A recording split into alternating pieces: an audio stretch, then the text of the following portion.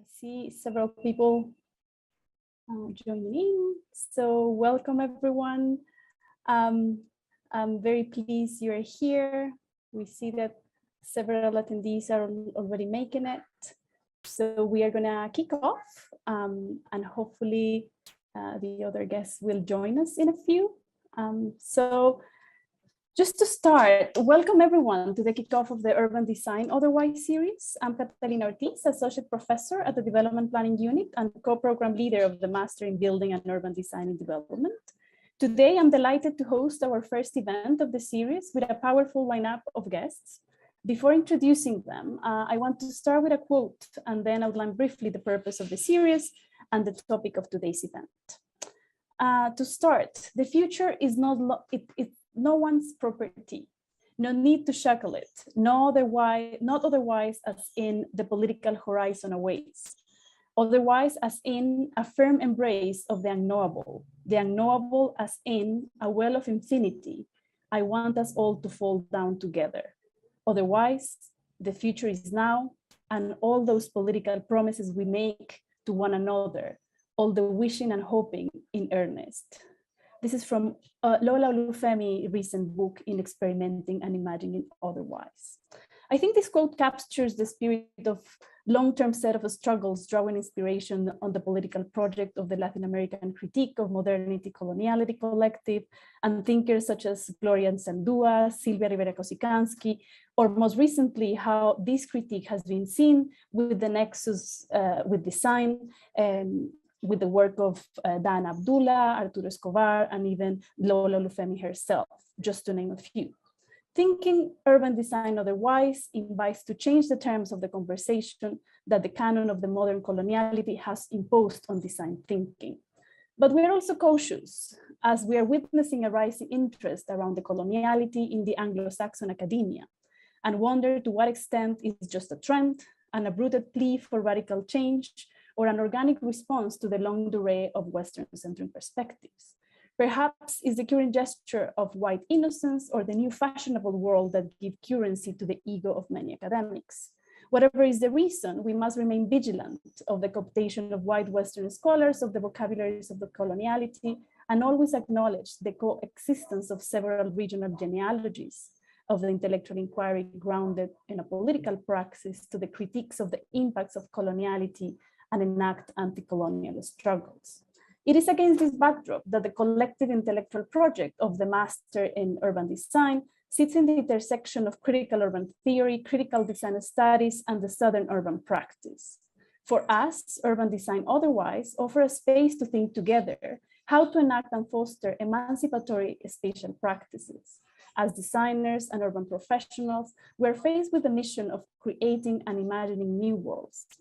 This mission has to confront the rise of the COVID pandemic, climate change emergency, the resurgence of nationalist regimes and white supremacy, all of which add to the long-standing societal problems such as racial injustices, structural inequalities, and the violent legacies of colonialisms. All processes where urban design has played a significant role in shaping through the spatial reproduction of privilege and control. In response to this, urban design history of complicity requires a recalibration of thinking and practice around the discipline needs on the one hand, a critical examination of theories, methodologies, and pedagogies. And that is the project that we are embarking on.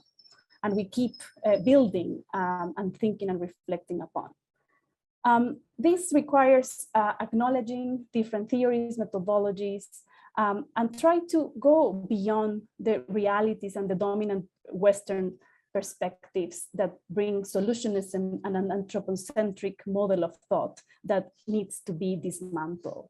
It's with great pleasure that today we're going to have a starting conversation of some brilliant troublemakers in the field of spatial design, questioning the assumptions and proposing different methods to thinking and doing otherwise.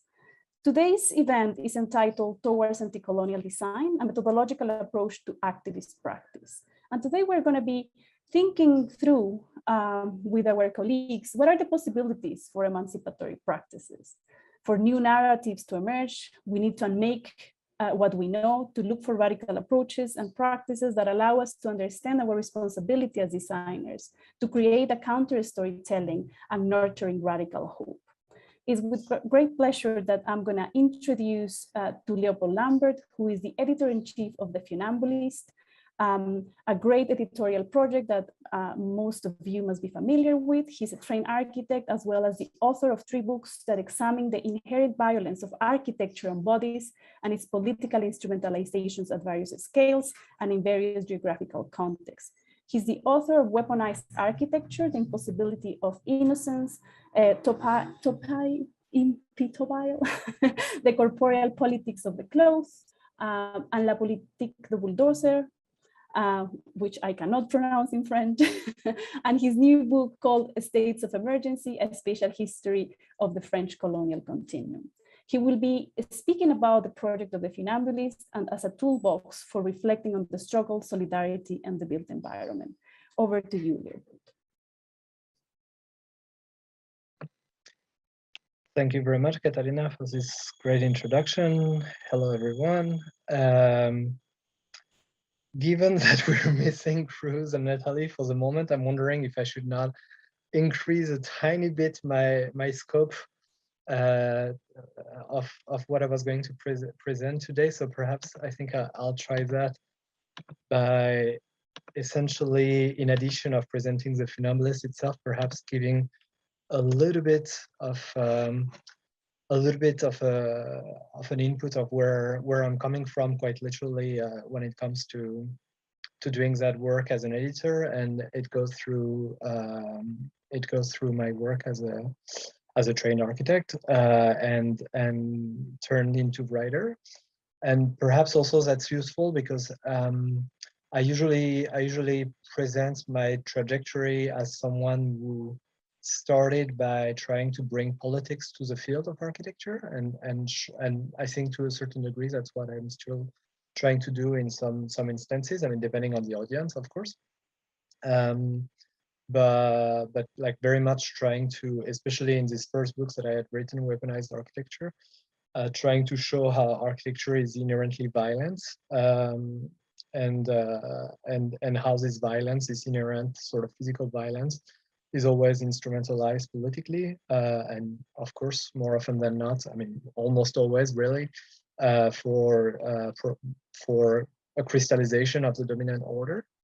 And so my trajectory went from this to maybe bringing architecture to politics. If I sort of take if I do the little flipping in that case, so from bringing politics to architecture to bringing architecture to politics, and which is very much what the Funambulist tries to do, at least to a certain extent. So perhaps just to give you a little bit more of an insight of what it looks like from my position as a writer before I go to like my main cap, if I may say, as an editor. It's been work that I tried to do in particular in occupied Palestine, where of course architecture is used as a settler colonial weapon, pretty much everywhere on the ground of historical Palestine. So that means, of course, the West Bank, Gaza, and what is commonly known today as Israel. And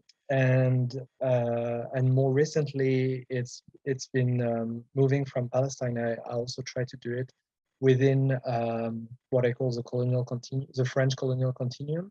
So very much a space-time of colonialism, and looking in particular at this legislation of the state of emergency, the French state of emergency, which is quite, that follows quite closely the British colonial state of emergency that was used in Malaya in the 40s and in Kenya in the 50s.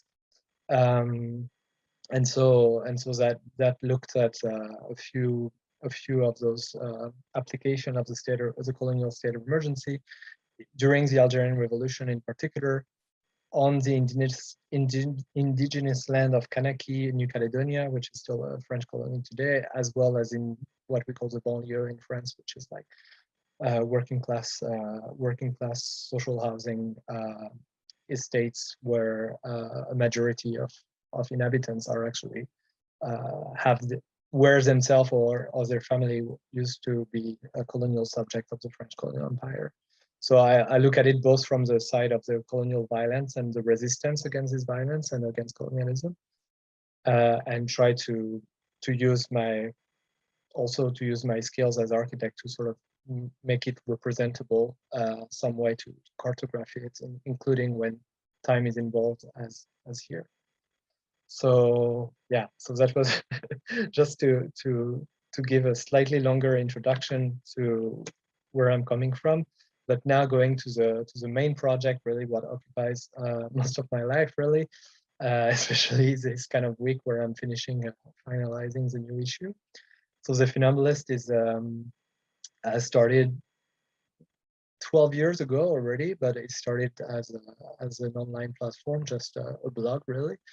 Where back then I was trying,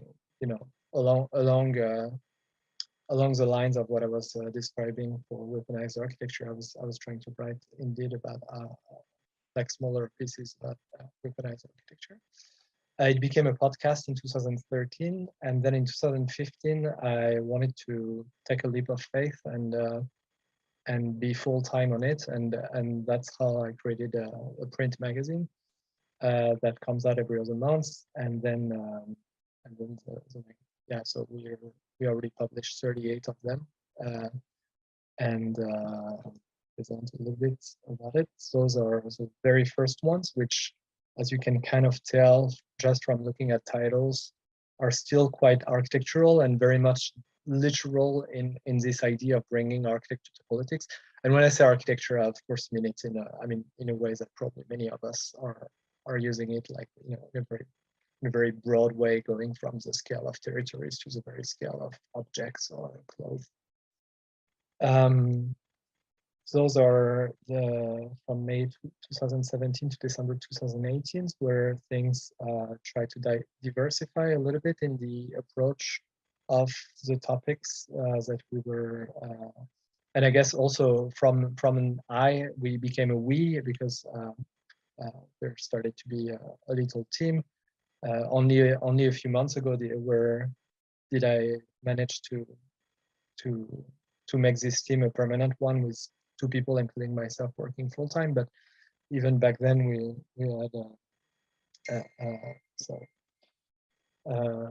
we had a small team building up, and then in 2019, I started to realize that we had been quite good at describing, at sort of analyzing colonial violence, and not just colonial, of course, structural racist violence, ableist violence, misogynistic and queerphobic violence. But it's true that the colonial violence might be like the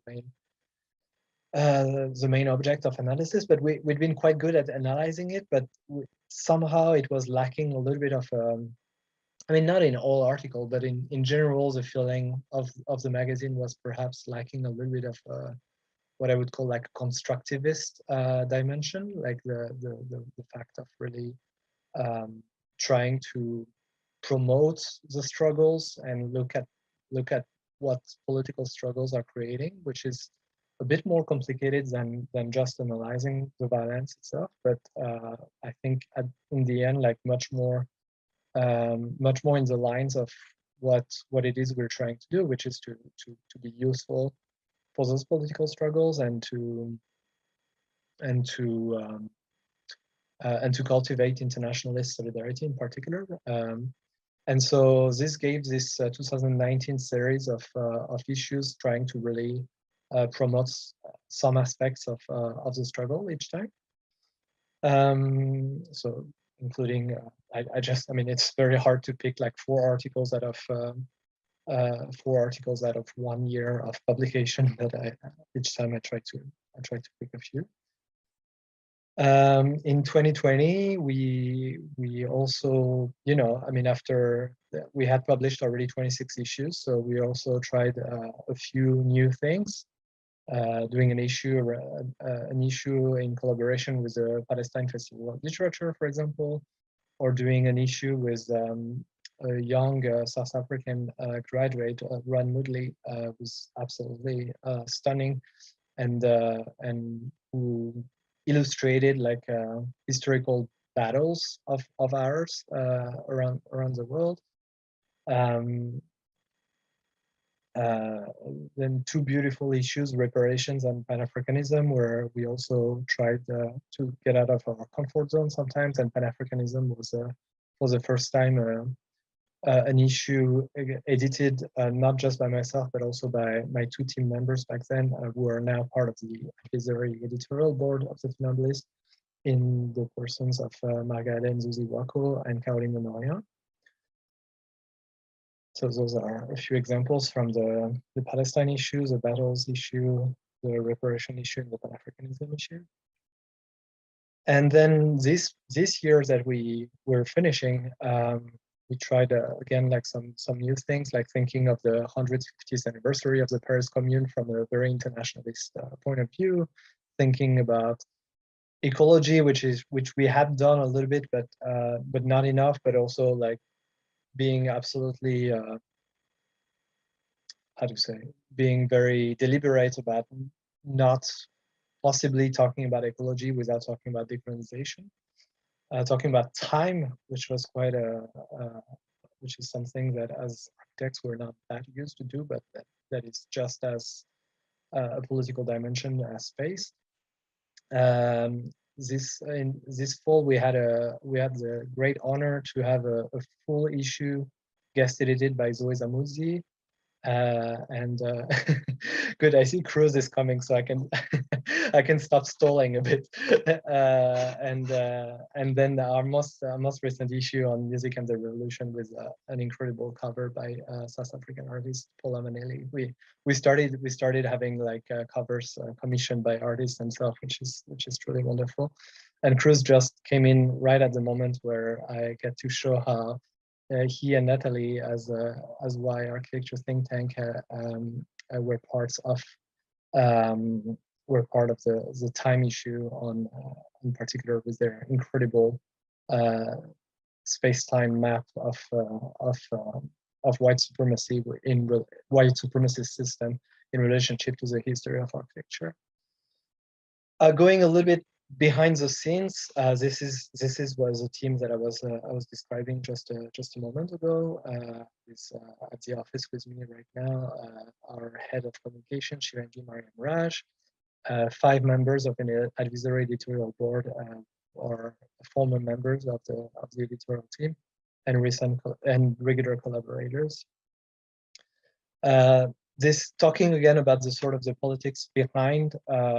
Like the politics of production and not just the politics of content of the magazine. This is a map that's quite useful for us to wonder.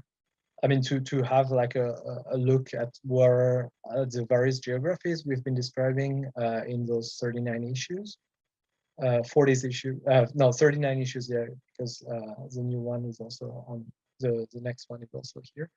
And you know, and as much as many aspects, you know, in our commitments to internationalism, many aspects of this index is quite satisfactory in the fact that we're not like centered on the global north and then having like a couple of other geographies mobilized. So we can maybe be satisfied about that, but also noticing very strongly some areas where clearly we have to do a better job, and you know, the biggest sort of world area where we would need to do a better job, I believe, would be South America in particular.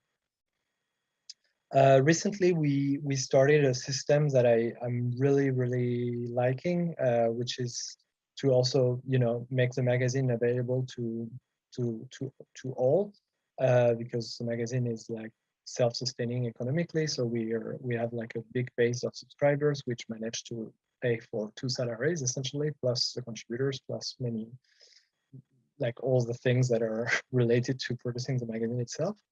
But so the system that we started to implement is that every time we run out of print of an issue, we place it in open access on the website, so we're able to offer the content to everyone.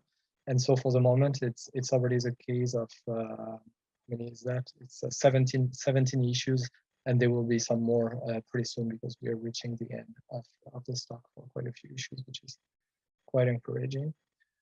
There's still a podcast existing in relationship to the magazine. I don't know why this image is pixelated, but and so that's also another open access platform working with the magazine.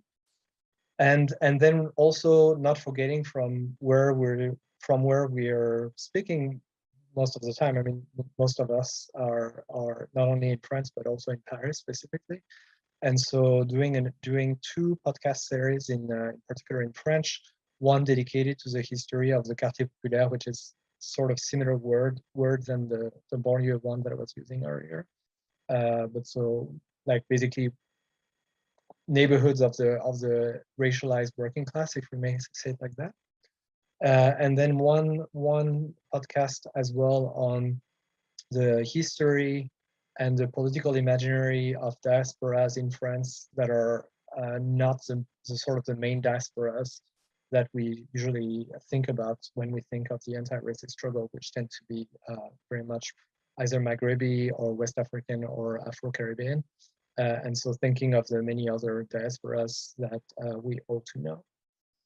And lastly, of course, our contributors the relationship with our contributors is absolutely fundamental.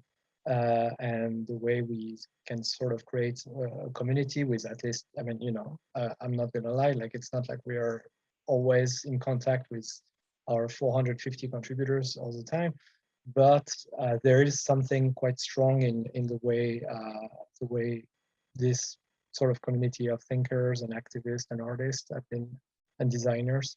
The relationship we've been having with them throughout the years, and now we're sort of keep building it issue after issue, and of course many people have contributed more than once. So that's also something we're trying to do. Anyway, I thought I would need to continue for a little bit, but we now have Cruz with us, so I'm gonna let him speak. But perhaps Catalina, you're gonna take the mic again, and before that. Yeah, great. Thanks a lot, Leopold, for that overview, and welcome, Cruz. Thank you for making it. I know you are. No, go. No worries. We all know you have an excellent excuse. It's also that somehow the schedule was something changed. Oh, sorry, something changed with the time zone or something at some point, and then I had it 1 hour longer. So, and there's a 4-day-old here somewhere. But really happy to be joining. So maybe I can introduce you briefly, and then we can move to the presentation. Yeah. And we have extra support as I see next to you. So that's even better. We are all up for intergenerational encounters. So we're very happy to have here Cruz Garcia, and by extension also Natalie, that will be around. Yes. So today we are going to be listening from Cruz Garcia and Natalie Frankowski. They are co-directors of Why Architecture think tank. This is a planetary studio practicing by questioning the political, historical, and material legacy and imperatives of architecture and urbanism.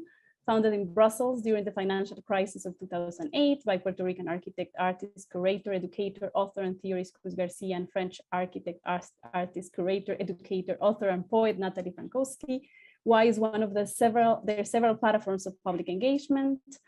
They are now associate professors at Iowa State University and are very prolific authors of books such as Narrative Architecture, The Clinical Manifesto, Pure Hardcore Icons, a Manifesto of Pure Form in Architecture, a Manual for Anti-Racist Architecture Education, and the upcoming book From Black Square to Black Reason, a Post-Colonial Architecture Manifesto. Today, they will be presenting to us very exciting, interesting project called Loud Reading Guides to the Post-Colonial Method. So without further ado, I hand over to you, Cruz.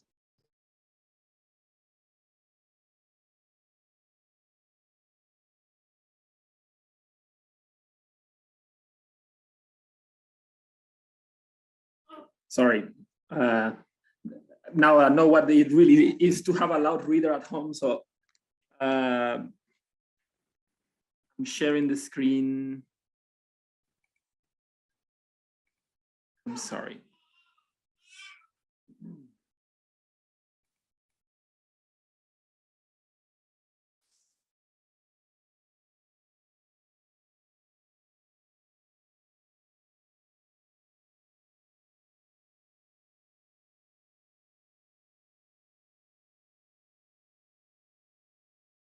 Can you see?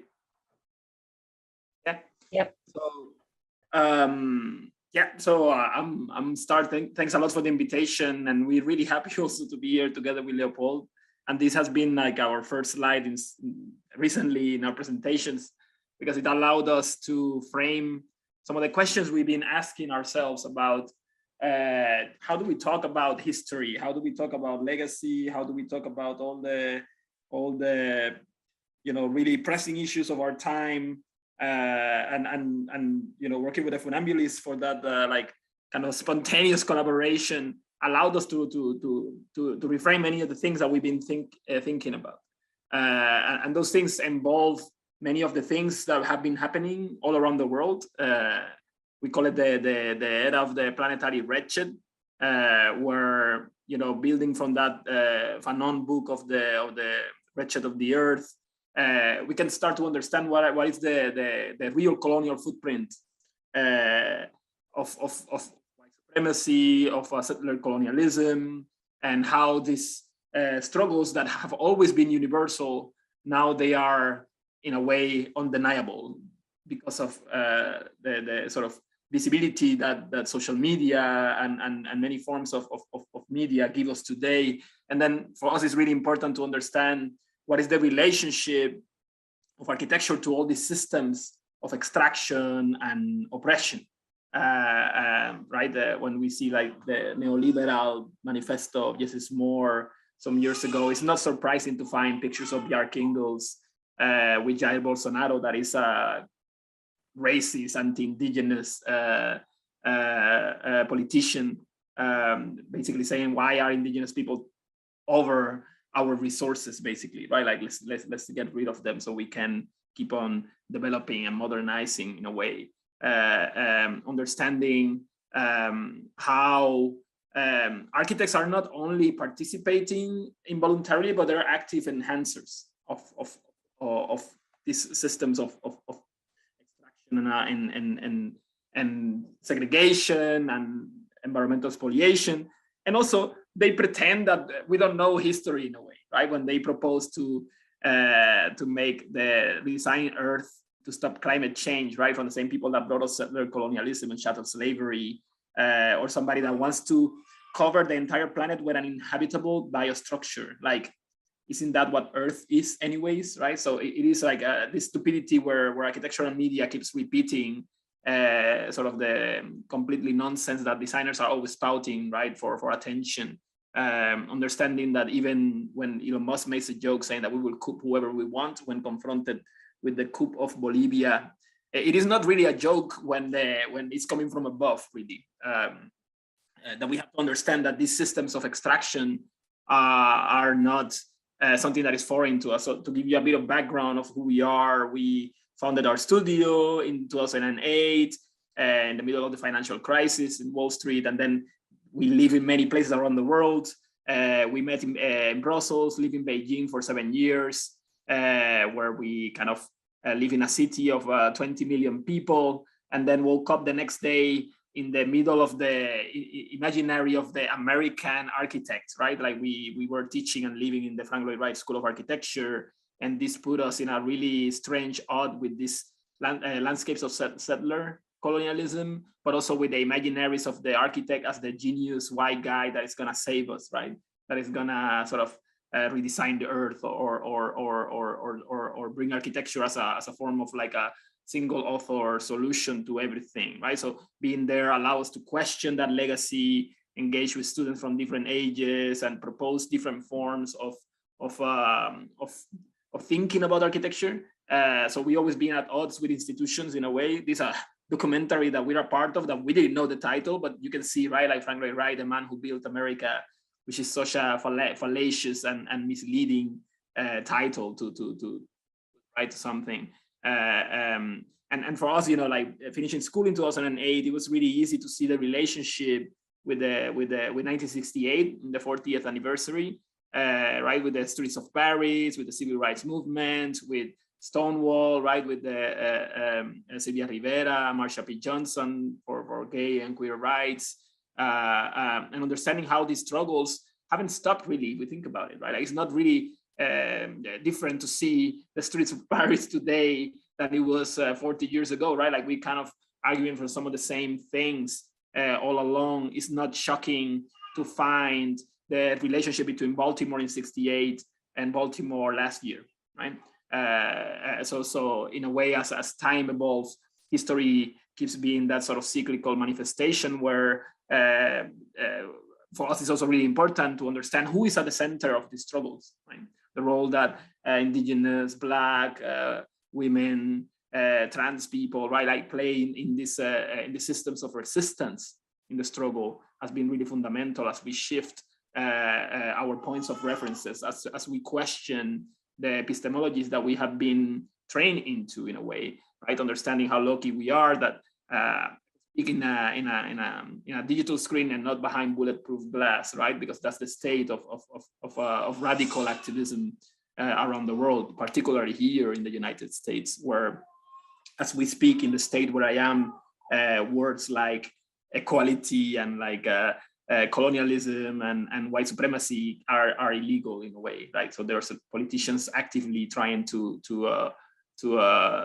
persecute any form of questioning of the status quo. Therefore, the questioning of the state, America, right? Understanding, what are these relationships, and how can we start learning from tools and strategies that are the ones that are used to build history to question that. I love this map by Hank Willis Thomas, where he takes Alfred Barr, all the movements, right, and it reinserts all the colonial expeditions that allow those movements to exist in the first place. Understanding that those systems of extraction, they're still happening, even if they don't happen in front of us, right? Like, we're in a globalized economy. Somewhere, somehow, somebody's getting affected by our consumption, our connections to capitalism. Understanding, when I look at this painting by Turner of the slave ship, right? Like when people are being thrown overboard in order for the slave owners to claim the insurance, something that actually happened many times. What is problematic about this painting is not only the content of the painting, but the fact that the family that owned the painting sold it to the Boston Museum of Fine Arts.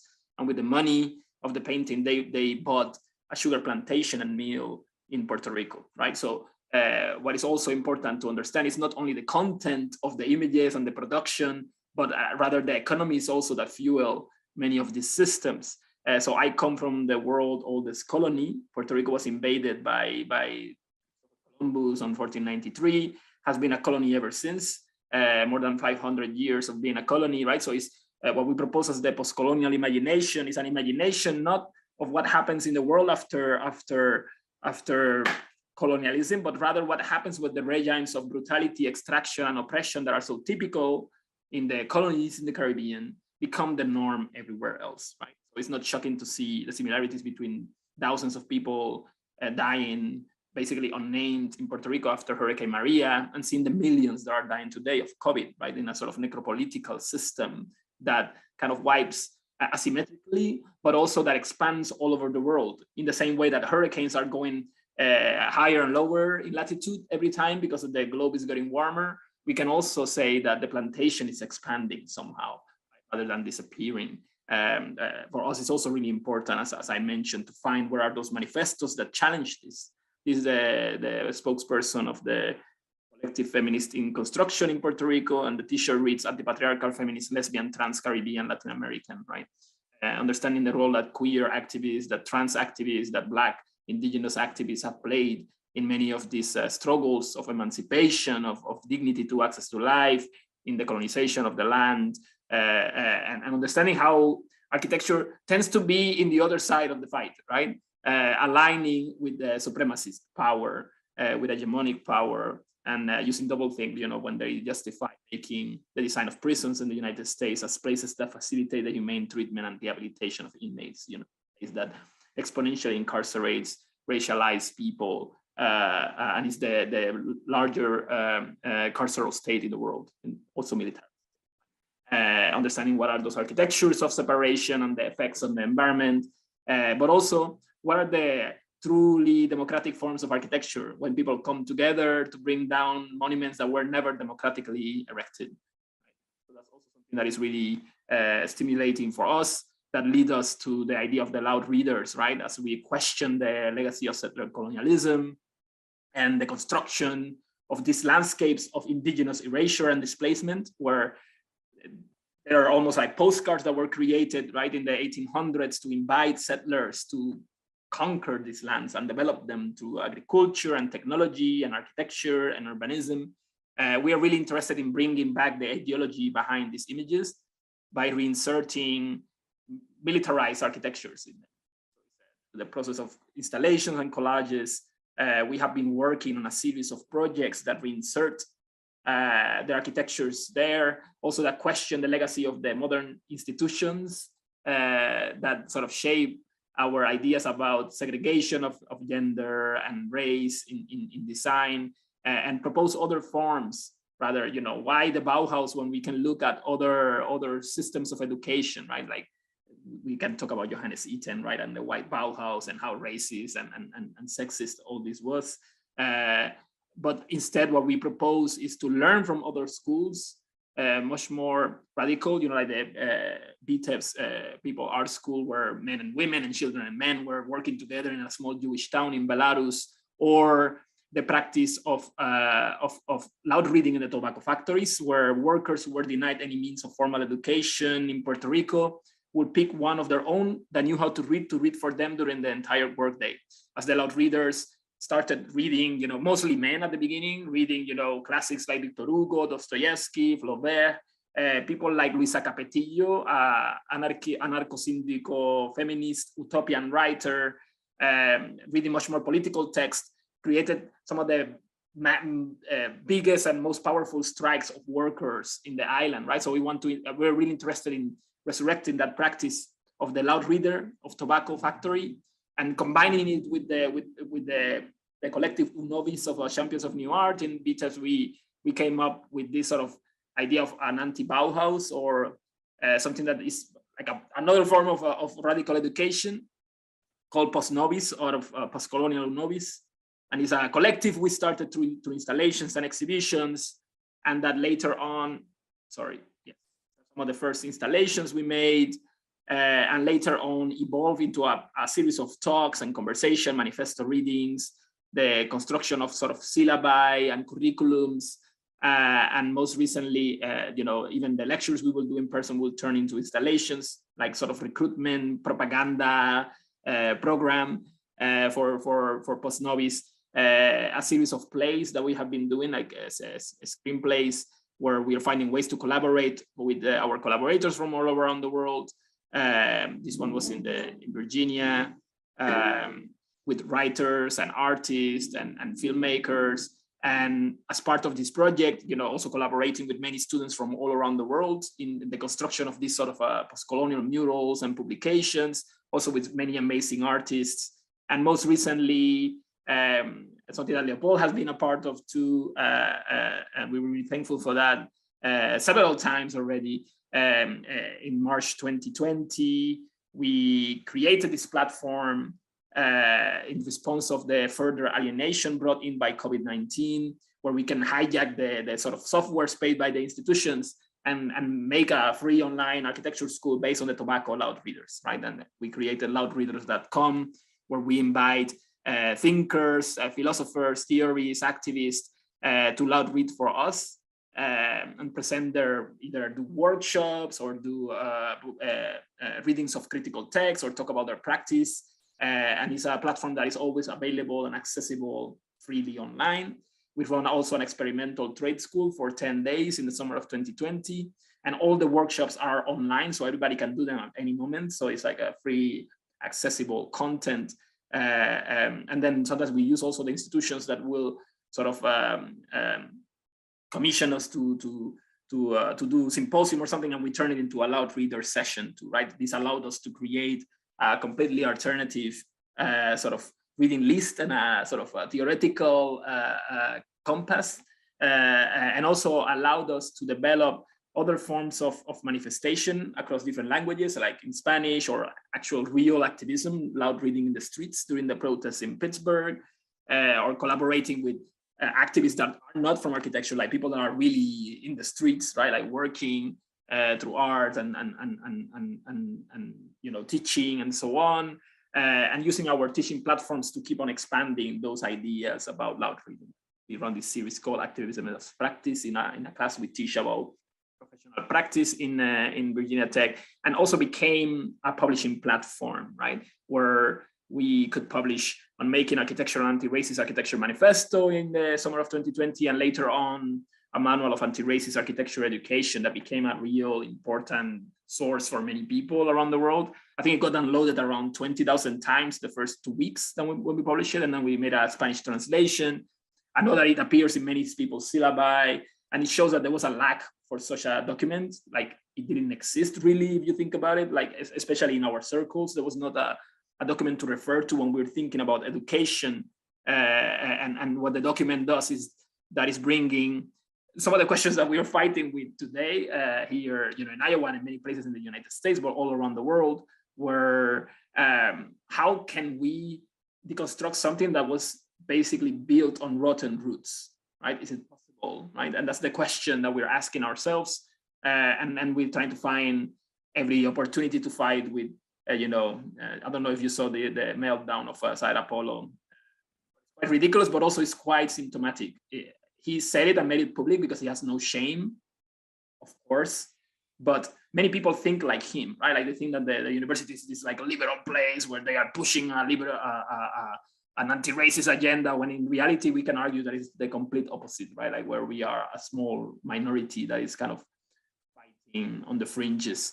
So the publication kind of brings some of those ideas and rework some of the tools that have been historically assembled, and question them by recentering systems of oppression and anti-Blackness all around the world, including the anti-racist spiral of architectural education, where you can intersect all the forms of knowledge, form, media, theory, history, technology, right? Addressing things like the tuition fees and the endowments of many American universities built upon slave labor and stolen land. And I think like I'll leave it there because it's 16 minutes, sorry. No, that's perfectly fine. We are full, we're fine with time. I think it's been great to see. Actually, I think even it helped the sequence of presentations. So I'm very glad that in a way that diagram that you both showed, it epitomizes a real kind of reframing and trying to bring to our faces how the complicit nature of design with the production of the world as we know it. And that's why imagining worlds otherwise is essential, and particularly for us as educators is a must. And that's why pedagogy and how we take these different understanding is absolutely essential. I saw few cross-cutting elements in your talks, and now we're going to give a space also for Q&A, and so people please feel free to raise your hand if you want, so you can be promoted as panelists, so we can have like an informal conversation, learning from these two presentations. I think it's been very interesting to see the use of cartographies and manifestos as an essential part of design practice, but also the role that is playing these different settings of media, and how digital forms, but also editorial practices are becoming part of the repertoire of urban design. And I think that is something that we are learning from and trying to use as well in our pedagogical approaches. I think there are still many questions for us in terms of what does it mean reparations in the context of design.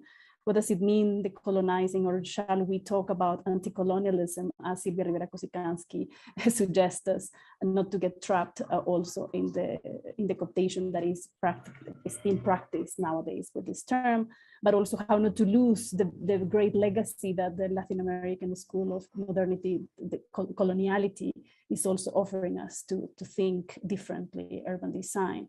I think the other element that I think was very prominent in your talk, and it's giving the title to our talk, is what is the role for designers to be part of a broader political struggle and how to align with activist practices. So I think those could be some of the questions of how can we think from a design perspective, the role of activism, and also what can design offer to activism itself? And I think that is something that we can discuss further. So I think those were some of the key elements that were part of this discussion, and of course the backdrop of the big anti-colonial struggles and how we make a productive use of this reframing in our practice. So I think we have already someone already raising a hand.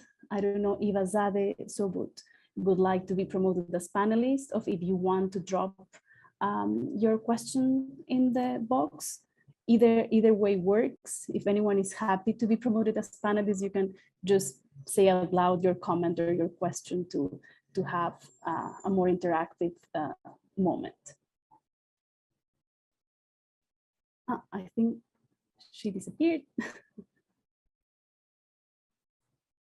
I think we lost her. Oh no, she's there. Anyone would like to make any comment? Or perhaps we can start just a quick round, maybe a little bit of a reaction in terms of this discussion around anti-colonial struggles and how can we be more creative in developing methodologies from the design perspective is something that we are kind of grappling with. And I was wondering, what is the role of the urban in your work? Because a lot of times this discussion is happening either in the context of design in general, of architecture in particular, but I think what is the role of the urban in your understanding of these processes, and also how you are using the notion of the urban in your projects, so we can do an interface also with the understanding from urban design.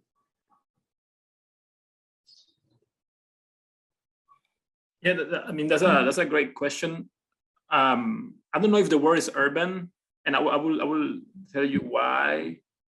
Because I live in the non-urban part of the United States, where empty landscapes, yeah, and that for us is really important. Those paintings are really important, because we think of settler colonialism as an urban condition, right? Like you make a city like New York, the Dutch, or and so on and so forth. But the plantations were not cities. And the blueprint of the plantation needs extraction, mostly. So colonialism exists particularly because there's delicious things being grown somewhere else, right? Like food in Europe suck, so they needed something that tastes good to make money, right? So sugar, tobacco, chocolate, right? Like all the things that are delicious, right? Spices. So I would say that it's not necessarily an urban question. It's a question of the land. And just to give you an example, like we were teaching, we had the opportunity to reframe the theory course that is taught here in Iowa State. And it's like, how do you think, like people are like been thinking about how they reframe theory, and like how do you read Foucault today, or how do you read Habermas, or how can we include Fanon? And we were like, not even the order of the things we're talking about, it was weird. We are in a land grant university, so we are going to start by talking about the land. What does it mean to have a land grant? What does it mean to have violent dispossession of indigenous people and create agriculture universities, right? And what are the effects of that in the imagination, right? Like what is the blueprint of the plantation, right? Like the questions about Black Lives Matter, of the police and all that, that's all related to plantation economy, right? To like land ownership, in the Americas, to racialization of bodies, right? That comes out of this compartmentalization of the land and the separation between the custodians or the owners and the workers, right? That are forced labor, but they're also property too, right? So they're objects. And then the cities come into play. So there's an urban question, but I would say it's not an urban problem. It may manifest itself through urbanism, and we can see it in the cities, right, as they're militarized. But I don't think that just by looking at the urban question, we will address the actual issue. I think the issue, if we're really talking about anti-colonialism, we have to talk about the land. And what does it mean, right? Like, what does it mean to occupy? What does it mean to displace? What does it mean to erase? What does it mean to compartmentalize? What does it mean to think of property, right? To think of extraction of resources, of energy, all these questions, you know, like the Green New Deal and all that. It's like, where are you even taking the stuff that you're gonna like power your energy with? Like, are we even talking about this, or is it just like a capitalist conversation that perpetuates ad infinitum? So I would say we need to like look at the question in a slightly larger sense, because even if we think of it in the urban sense, you know, you being in London, for example, what is the colonial footprint of London in the sense of land all around the world, right? How London, as we know it, is only possible because of land that has been occupied everywhere else, right? And the economies that have fueled London are economies of extraction and sort of predation and capture. So yeah, like I think like that's something that Leopold does great in the magazine. It's like we look at those questions beyond even being based in Paris, beyond like the sort of the European understanding of place, right? Of cities and so on. I feel because it is, as Achille Bembe says, and many other people say, it's a planetary question, right? And by planetary is not only in scale, but a question of the planet, right? Of fissuring, of extracting, of spilling of organic matter, and sort of the spoliation of the earth and so on, right? So how can we understand it as that complexity? Like also we were having that really nice presentation with Arturo Escobar when he talks about the pluribird soul, right? And how all these things are sort of connected to cosmologies and so on. I think like somewhere along those lines, right? He talked also about how to re-earth the cities, and I found that really interesting in the sense that going back to the question of the urban before I pass the baton to Leopold, is that oftentimes we think of the city as this thing that has been de-earthed, where the earth and the land has been taken away and the city is kind of separated. But we cannot think of it like that. There's no cities without the land that where they are, but also the land that is kind of fuels them, right? Like the energy, the economy, the resources, and so on, the people, right? Like they are connected to those lands. So, yeah. Yeah. So maybe Leopold can follow up. Yeah. And first of all, let me say that I was in the same situation than Cruz 4 months ago, and I would have been absolutely unable to give a talk after 4 days of a child being born. So you amaze me, Cruz. And I could not agree more. I mean, I am absolutely, and actually it's pretty fascinating because what you were describing about the land is our March-April 2022 issue. So so you and I will talk. But yeah, I think the word that I would use to describe what you were describing is the word of continuum, and the idea that when we start talking about the urban, it really doesn't make that much sense to me, because I mean I recognize there is a discipline called urbanism or urban studies or urban design or whatever. But and that's also answering a little bit the question that was the first questions that was asked in the Q&A, which is what discipline to look at. And the answer is all and none at the same time, I think. Like it's because, you know, a city does not exist as such except as like one sort of concentration of things as part of a continuum. And indeed, exactly like Cruz said, like what is occupation of a land. Also when we think of time, it's like we are as body always occupy a certain land at any given moment of the time, but architecture manages to create a different scale of time of occupation that is very much the scale of settler colonialism itself, which in itself is not also, you know, we should not forget, is not like the alpha and omega of time either. Like colonialism used to not exist, and we will defeat it at some point as well. And making it like the everything of everything is also a little bit problematic. And I mean, you know, I'm saying that for people who have the luxury of like thinking of it intellectually and all that, and not people who are experiencing it on a daily basis. But like when we have this luxury, I think it's very important to also make it something. What I sometimes call the colonial parenthesis, and how this is only one small part of entire nations' histories quite often.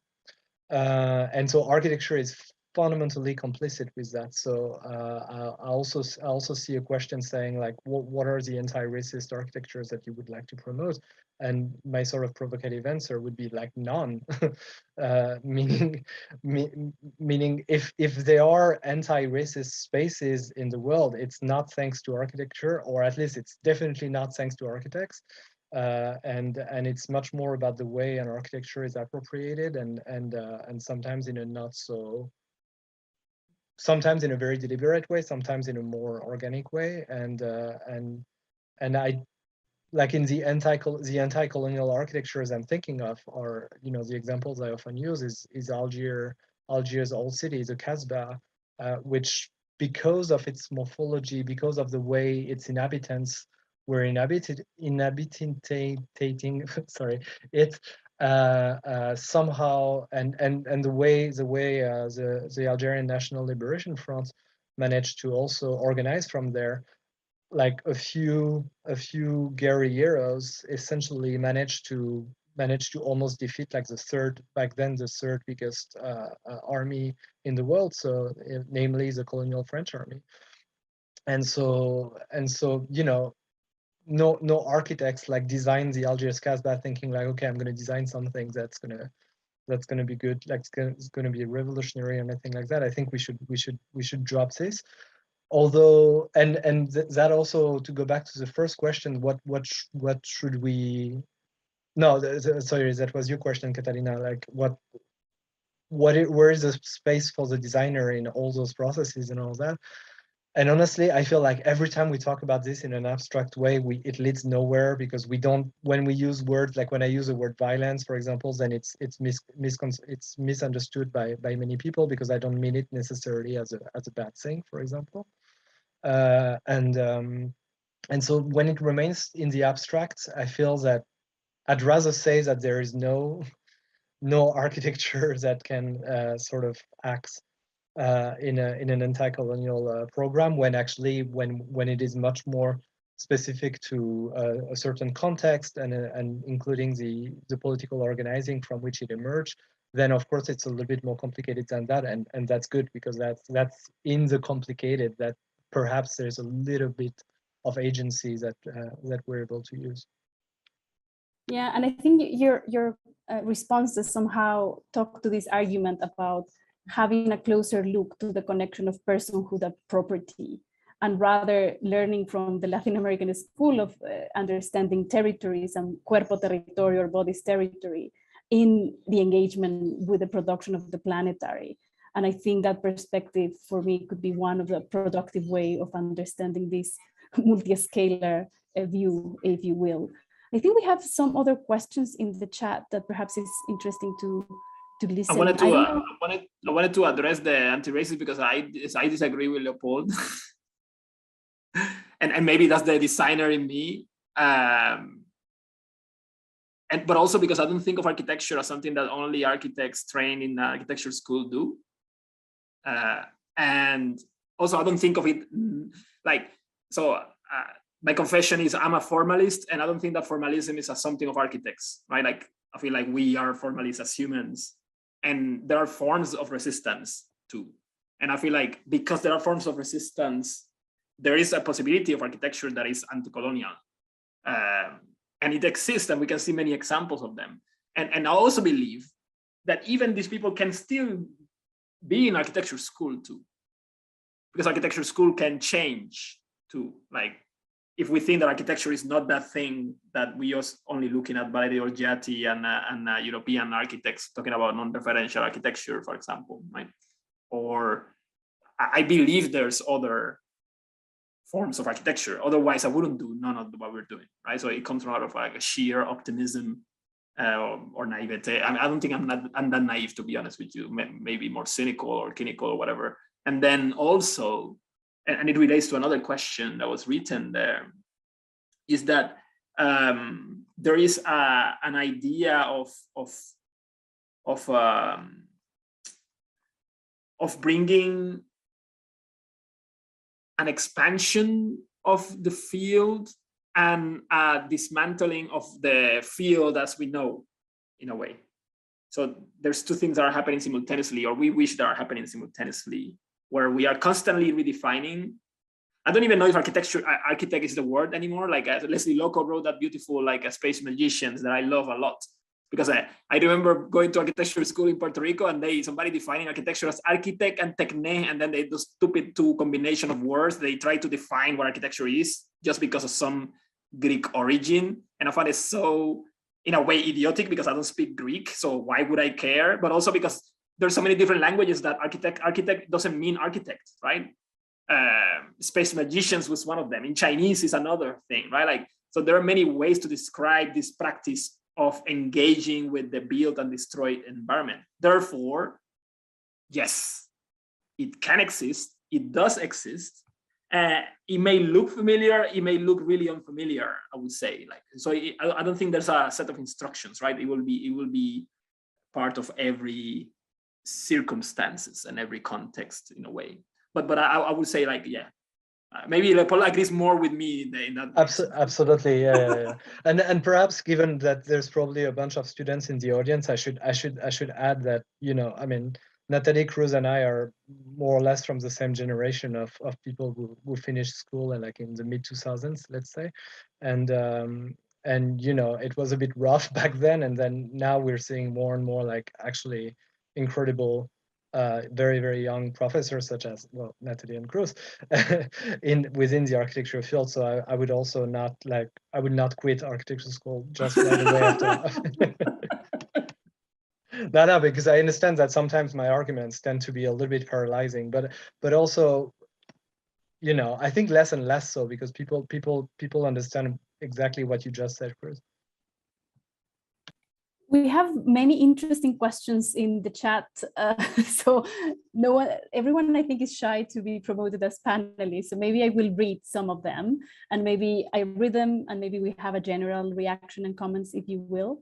So Vishnu Prasad says, cities and urban spaces are marked by colonial spaces of segregation, confinement, replicating the logic of plantation, the penal colony. How do we move towards decolonizing the idea of property as ownership as an exclusive right to exclude, which seems central to the question of land, urban cities today? What radical movements do you take a specific inspiration from? And there's another one that I think is very connected from Nicolette that says, there are such important conversations to have, but I feel the spaces are very particular and limited that enable and allow for these conversations to happen. So much of higher education and academia is still dominated by the colonial narratives, and they root so deeply that many don't even question at all or exercise critical thinking. Also, in urban planning, design, governance, and municipalities, policymaking, leadership, these problems are very present. It is a systemic issue. What are the possible pathways to deconstruct, change the mainstream narrative, have impact, influence, or sometimes even a voice at all, I wonder? Perhaps have more spaces where these conversations can happen. In my academic experience, I have felt quite a number of times that it's not okay to question many of the very important notions and be critical. There's also Aruvana says, getting back to Catalina's questions, what is the connection or the connect with design practice? Andy Edwards says, I frequently work with meanwhile spaces, temporary occupation of empty and underused building spaces and places as catalysts for rapid prototyping of alternative future uses connections. in your view, is the theme of meanwhile a useful lens through which to consider the theory practice of decolonizing architecture? Well, I think many lines of inquiry there, but maybe we can take your reactions to some of those questions.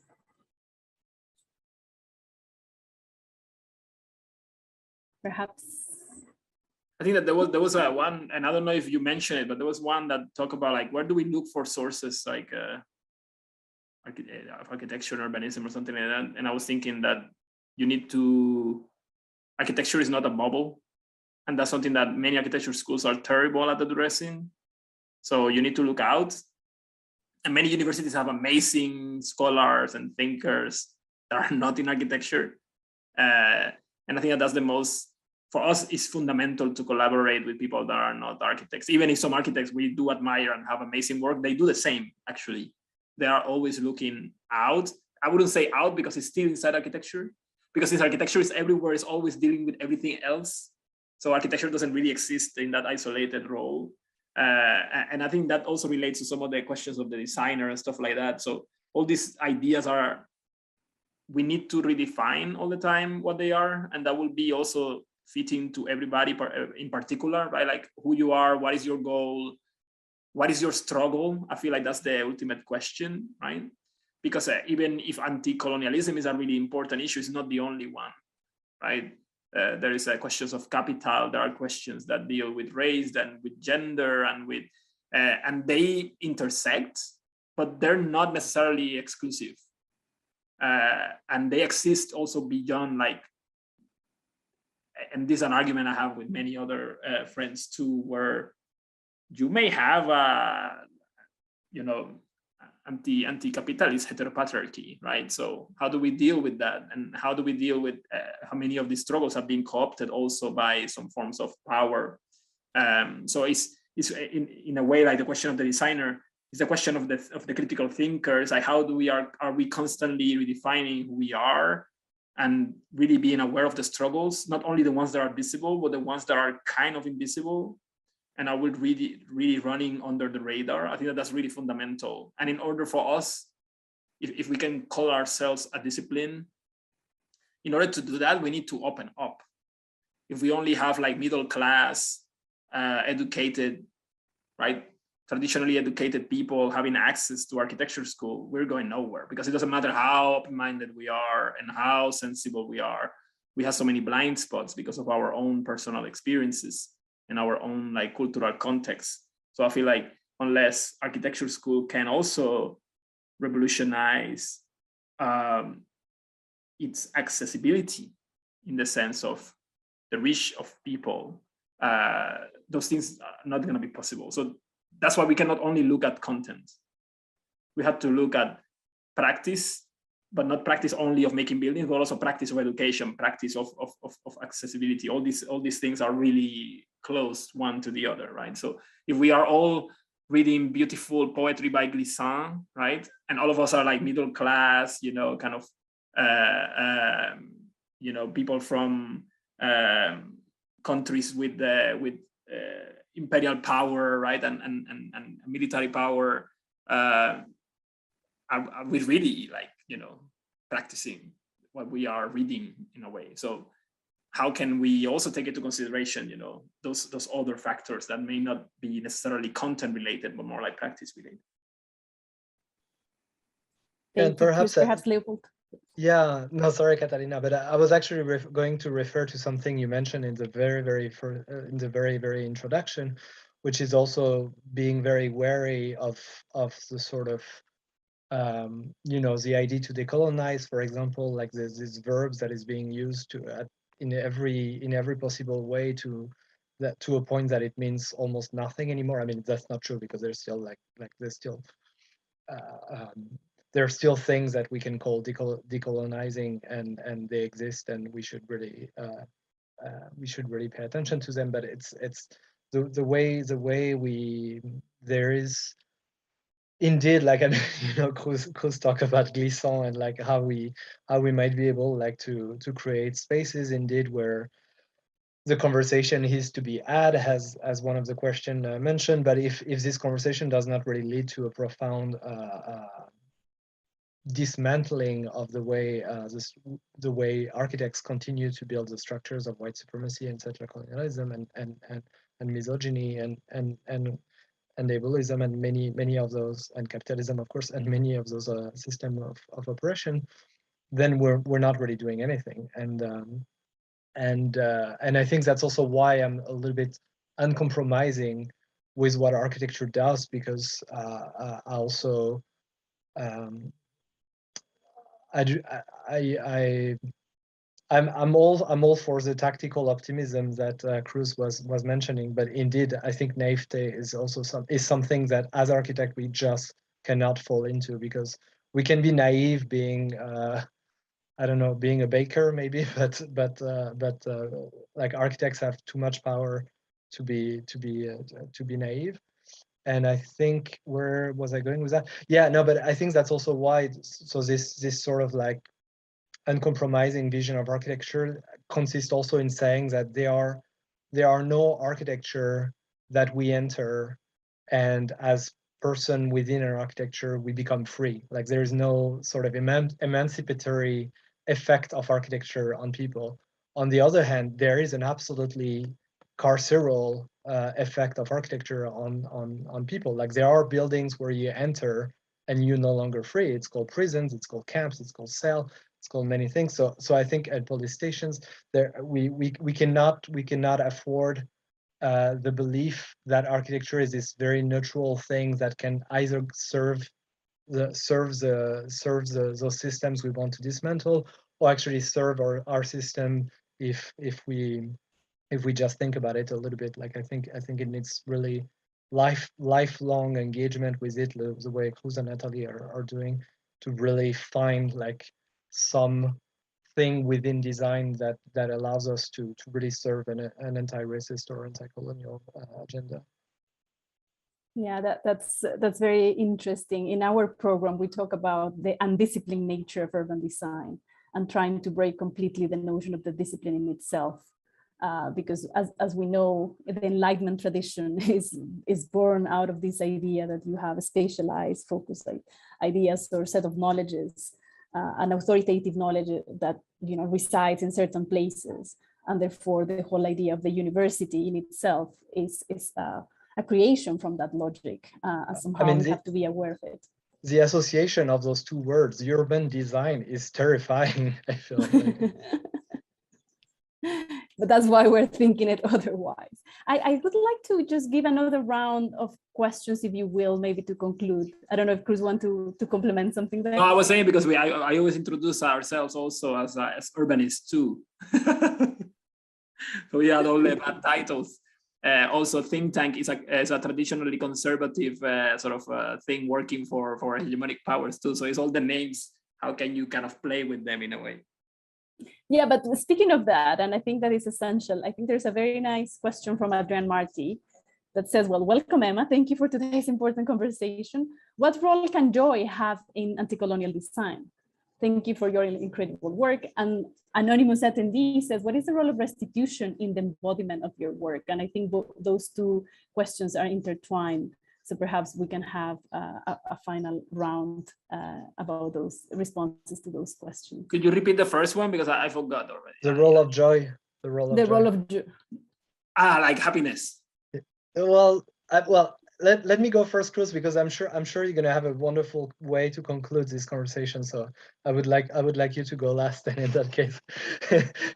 but joy is actually something. It's much more than happiness. Much more than happiness. Joy is a concept that I highly value in my sort of system of values, and it comes from like some pretty old reading of mine that have, I think, quite fundamentally affected the way I perceive the physical reality, which is going through the philosophy of Spinoza, and how even when I speak about violence, even though that's not a word he uses, like that's I also think of it in a Spinozist way, meaning like in a way that where the physical reality that's around us is hurting us in some way, like it decreases our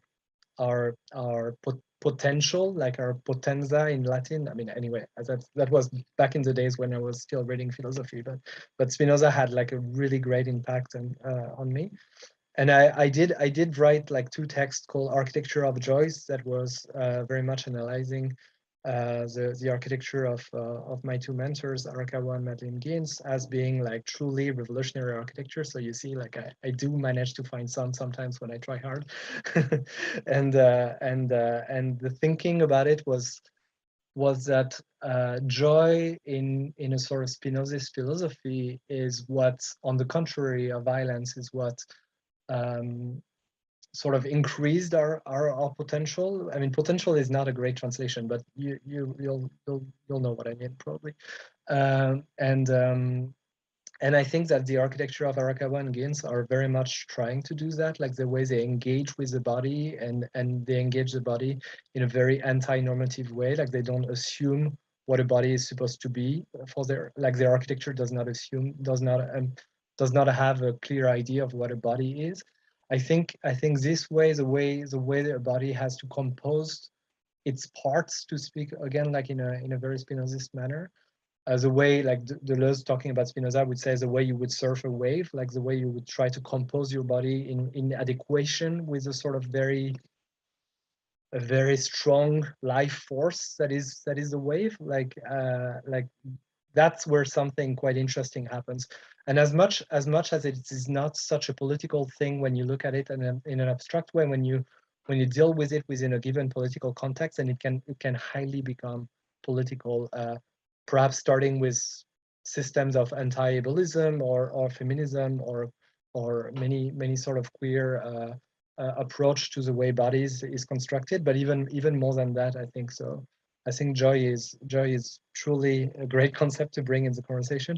And perhaps just to address in 10 seconds the questions on property, I think perhaps one of the words we want to replace property with is the concept of stewardship, which could be interesting in its relation to the land. But basically, if you need to put barbed wire to to delineate what you consider properties, then there's already a problem. Custodianship, yeah, beautiful. Yeah. Anyway, Cruz, the floor is all yours to finish it. You can slam dunk. Yeah, I think like the question of joy is something that is being addressed by so many people. Joy is something, it's revolutionary, right? So, and I think like maybe against Spinoza, I would say you can have joy in smashing racist sculptures. So there's a lot of joy in anti-colonial violence. So I wouldn't say that they're like the opposite, but rather joy is something that is personal, but also could be collective. And I think like in collective joy is where true emancipation lies, when you are using your tools and your strategies and your methods and your energy for collective emancipation, the only emancipation possible. I think that's where all the struggles connect, and that's what connects Angela Davis to Palestina, to Silvia Rivera Kosikanki, to Aymara people, to it's such a human goal, right? To be emancipated, to be to have access to dignified life, and here is where design becomes really powerful, I think, and architecture maybe, and whatever we do, whatever tools we have available, is that maybe it's not the design of objects that we are looking for, but the design of ways in which we can reappropriate, re-instrumentalize, and implement ways to go through the revolution joyfully, right? I feel like, and it's not so much about the end, because the end is almost never in sight, but finding ways where we can find ways where the revolution becomes the joy, where what we're making is stimulating, beautiful, or radical, critical, raises many questions, right? And I feel like as designers, I feel like that's the least we could try to do, is find joy in the revolution. And yeah, I'll leave it there. Well, that's a great closure. I think we still had a few more questions, but I'm very mindful of time. I think we're running a little bit over. And maybe those are pending questions for this space also to be returning to. Questions about if the traditional and urban design and architecture education is still relevant. I think my short answer would be no. And that's why we need to reimagine this whole thing. There's another question about from the perspective of the educator. What are the practices in terms of classroom studio that helps you to reach predominantly an informed, privileged, and a skeptical student body? I think that is a big, a big struggle we are also encountering, particularly in Ivy League institutions or institutions that are highly, in a way, to what extent we are also dealing with the enemy inside, and the role of the elites in education spaces is also a complicated one that it would take a whole other event perhaps to address, but I think for sure that is many times the elephant in the room that we necessarily need to talk through. So I think we're very happy you being here, but I think something that we need to keep returning to and being part of this discussion is going to be present in a couple of more events that we're going to be having in February. Laia is going to share with you precisely learning or inspired by that talk by Arturo Escobar about re-earthing design. So we are bringing some practitioners to talk and help us to think through about this idea. What does it mean re-earthing design? What are the practices? How are the limitations, the possibilities, and to what extent also in the engagement of having a critical reading also in the diaspora geographies in London. We're going to be having another event with a great lineup of speakers. We're going to be making a walk tour, trying to connect with the Latino diaspora in London, with the Caribbean diaspora in London, and we're going to be with Sumi Valley from Counterspace also to think about what is this intersection, the nexus with diaspora and design, so we can collectively think together as kind of part of the challenges that we have to engage with, particularly in this time where xenophobic sentiments are so crucial and where we have these brutal regimes that are highly toxic and violent. So I think for us it's very important to have started this or kick off these conversations, and we had a very good turnout, and I think it's just a sentiment or a testament that it's a discussion that still needs to be happening. So I'm very, very grateful to Leopold and Cruz and Natalie and Emma to show up today to keep the discussion going. So thanks a lot for being here, and I think the role of the designers needs to be imagining, bringing spatial imagination to actually change this unlivable world that we live in. And I think we uphold and nurture critical and radical hope to make that possible, because pessimism is not an option for us in this moment. So thanks a lot to all of us for attending, and for our great guest, and to Laia, who has been at the back end of all this process. So stay tuned to the following events, and thanks so much for being here with us. Thank you so much, guys. Thank you very much. Thanks for the great questions too. They were incredible. Yeah, thanks a lot. I think, very critical participants. Well, I think it raised a lot of excitement, this series.